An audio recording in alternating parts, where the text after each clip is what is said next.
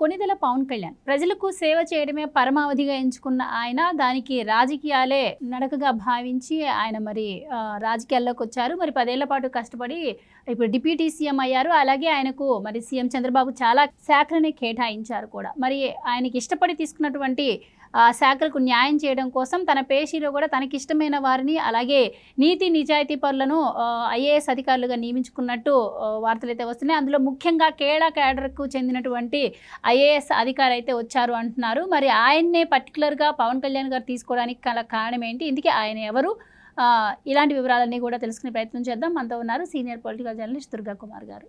నమస్కారం సార్. నమస్కారం గవర్న మన వీక్షకులు కూడా నమస్కారం. పవన్ కళ్యాణ్ గారు డిప్యూటీ సీఎంగా ప్రమాణ స్వీకారం చేశారు. అలాగే ఎప్పుడైతే శాఖలను ఆయన తీసుకున్నారో అప్పటి నుంచే అధికారులు రివ్యూలు అడుగుతున్న పరిస్థితి అయితే మనం చూస్తూ ఉన్నాం. ఇప్పుడేమో ఒక కొత్త ఐఏఎస్ ఆఫీసర్ని తీసుకున్నారు పవన్ కళ్యాణ్ గారు. అది కూడా మన ఆంధ్రప్రదేశ్కి చెందిన అబ్బాయే కేరళ క్యాడర్లో వర్క్ చేస్తున్నారు అని చెప్పారు. సో ఎవరు అతను, ఎందుకు పవన్ కళ్యాణ్ అతన్ని ఏరుకోరి తెచ్చుకున్నారు అంటే ఏం చెప్తారు? ఎప్పుడైనా మంత్రివర్గం ఏర్పడిన తర్వాత మంత్రులకి ఆ స్వేచ్ఛ ఉంటుందమ్మా. తనకంటూ పిఏగా ఎవరుండాలి, పిఎస్గా ఎవరుండాలి, ఓ ఆఫీసర్ ఆన్ స్పెషల్ డ్యూటీగా ఎవరుండాలి, అట్లాగే కొంతమంది పిఆర్ వాళ్ళని కూడా పెట్టుకుంటారు. వాళ్ళు వ్యక్తిగతంగా ఎవరైతే మెరిట్ ఉంటుంది, ఇతనితో అయితే మన టీం బాగా పనిచేస్తుంది అనుకుంటారో అలాంటి వాళ్ళని చాయిస్గా చూస్ చేసుకునే అవకాశం ఉంటుంది. అయితే ఈ చూస్ చేసుకునే సమయంలో ఇప్పుడు సపోజ్ ఒకసారి కేంద్ర సర్వీసుల్లో ఉన్న ఐఏఎస్లు కనుక సెలెక్ట్ చేసుకున్నారనుకోండి, అది కేంద్ర సర్వీసులకి రాసి అక్కడి నుంచి వాళ్ళని రిలీవింగ్ చేసుకోవాల్సిన బాధ్యత కూడా రాష్ట్ర ప్రభుత్వాల మీద ఆయా మంత్రి మీద ఉంటుంది. అంటే మంత్రి డైరెక్ట్గా రాయలేడు, ప్రభుత్వం ద్వారా సిఎస్ ద్వారా అడుగుతారు కేంద్ర ప్రభుత్వాన్ని.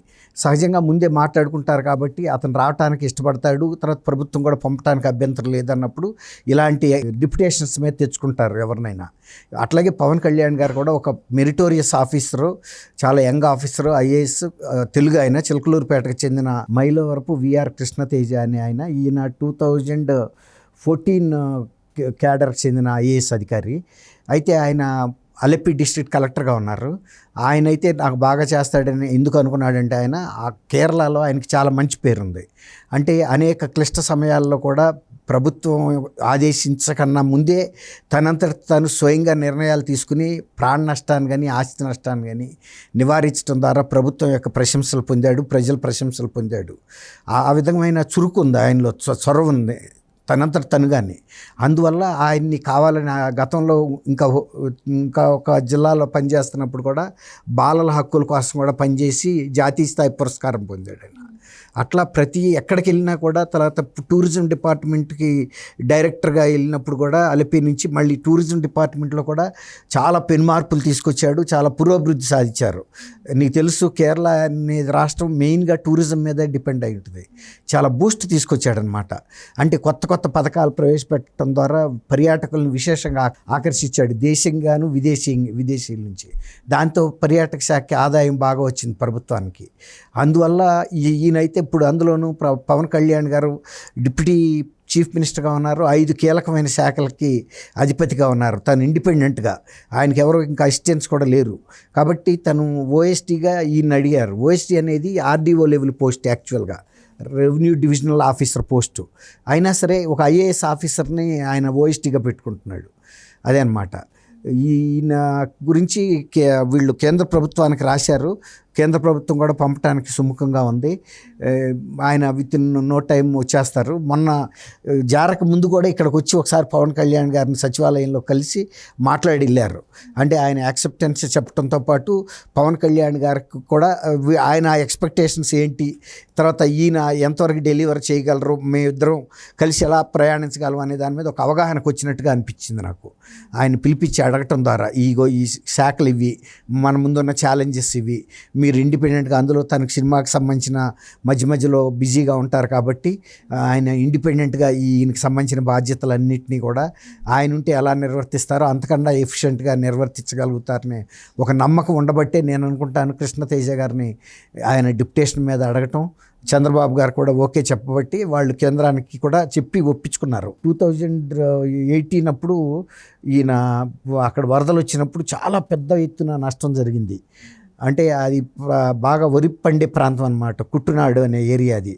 అప్పుడు 2.5 లక్షల మంది ప్రజల్ని 48 గంటల్లో స్థానిక మత్స్యకారులతోనూ యువకుల సహాయం తీసుకుని, అంటే ప్రభుత్వం ఇంత ప్రమాదం రాబోతుందని ఊహించే టైం కల్లా ఆయన మొత్తం వాళ్ళందరినీ సురక్షిత ప్రాంతాలకు కూడా తీసుకెళ్ళిపోయాడు. అది అంతేగాని ప్రభుత్వ ఆదేశాలు రావాలి, నేను లోకల్ ఎమ్మెల్యేస్కి అనుభవం ఉంటుంది కాబట్టి ఇప్పుడు ఏం చేద్దామని వాళ్ళని అడుగుతారు. అట్లా కాకుండా తనంతట తనే సిచ్యువేషన్ అసెస్ చేశాడు.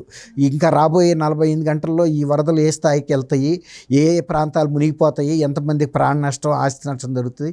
ముందు ప్రాణ నష్టాన్ని కాపాడటం మెయిన్.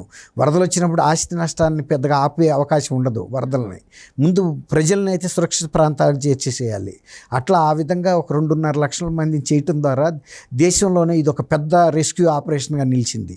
అందులో పెద్ద ప్రభుత్వం నుంచి కూడా ఇనిషియల్గా ఆర్డర్స్ రాకముందే ఆయన అవన్నీ కూడా పూర్తి చేసేసాడు. అంటే అది సొంత బాధ్యత మీద, అంటే ఆ విధమైన చురుకుదనం ఉంది ఆయనలో. అలాంటి వ్యక్తి కాబట్టే ఆ తర్వాత అయిపోయింది వరదలో నేనేదో పెద్ద సేవ్ చేశాను, నాకు అవార్డులు రివార్డులు వచ్చినాయి, నాకు అక్కడ ఆగిపోలా. మళ్ళీ పునరావాసం ఎలా చేయాలి అనే దాని మీద కూడా తనంతట తను చొరవ తీసుకున్నాడు.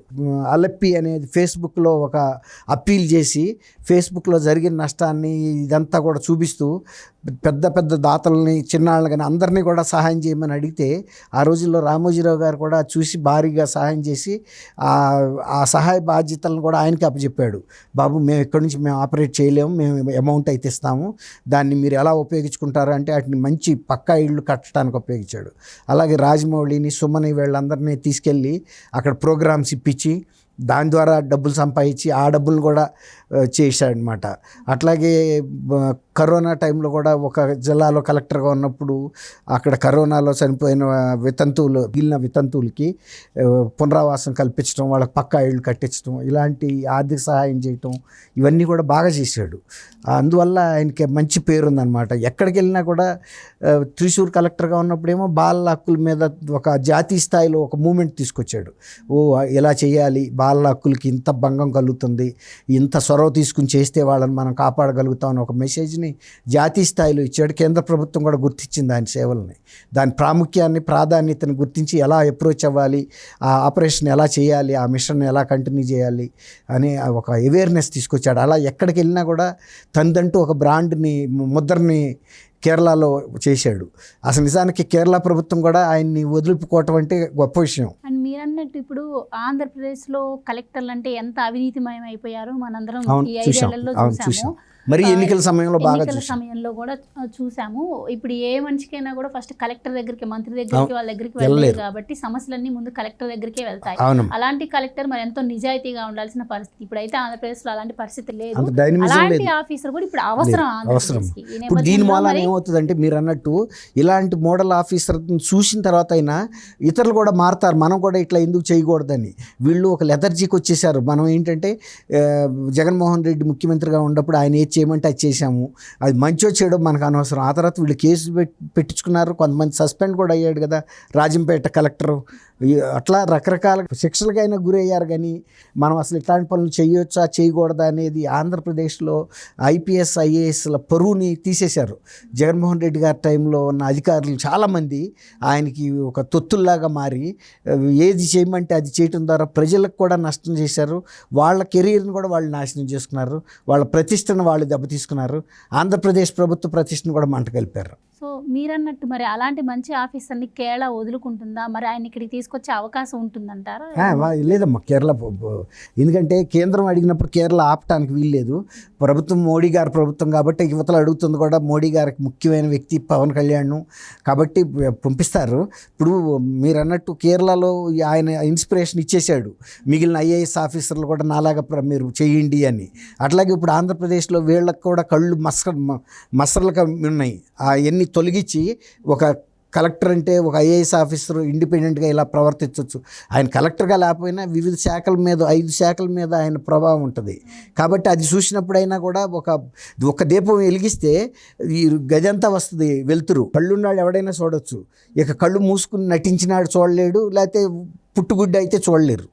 అదే అన్నమాట. కాబట్టి అలాంటి దివ్యులు అక్కడక్కడ వెలుగుతుంటే దేశవ్యాప్తంగా కూడా ఐఏఎస్ ఆఫీసర్లో ఒక అవేర్నెస్ వస్తుంది వాళ్ళకు కూడా. Right sir, thank you. Thank you అమ్మ గోవర్ధన, మన వీక్షకులు కూడా.